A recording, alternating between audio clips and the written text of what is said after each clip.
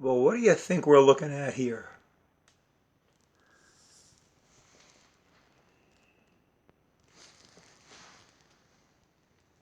I've got the light bulb here, and there's a filament across the top. And there we have it upside down. How's that being produced? All I have here is a hole in the cardboard. All the light that's being projected is going through that little hole. I'm going to run my finger from the bottom of the bulb to the top. Now I'm running my finger from the top to the bottom. Yeah, it's definitely inverted. Something else interesting here. I can move this back and it gets bigger. Up close, it gets smaller. But there's no real plane where it's all in focus.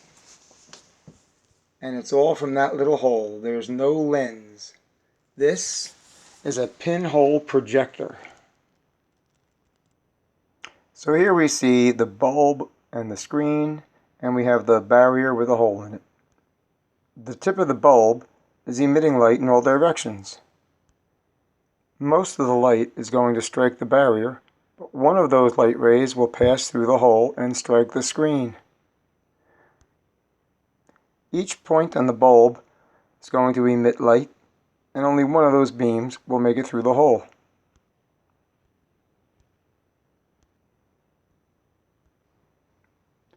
So the only light rays that make it down here are from the tip of the arrow, or the top of the bulb, and the bottom of the bulb looks like it's up here. Without the hole for this light to pass through, all of these light rays would have overlapped in all these points and would have just been one big blur, just a bunch of light. If we move the screen further back, the same mapping occurs, just larger and dimmer. If we make the hole larger, we get a blurrier image because a wider beam would come through here.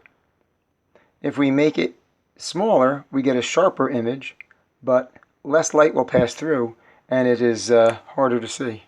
While this is a pinhole projector, it's also the same design as a pinhole camera. Instead of a lens, they just used a hole in the cardboard, and the light would shine onto photographic film instead of a sheet of paper for my screen. It would all have to stay very still while the light was absorbed by the film for a long time.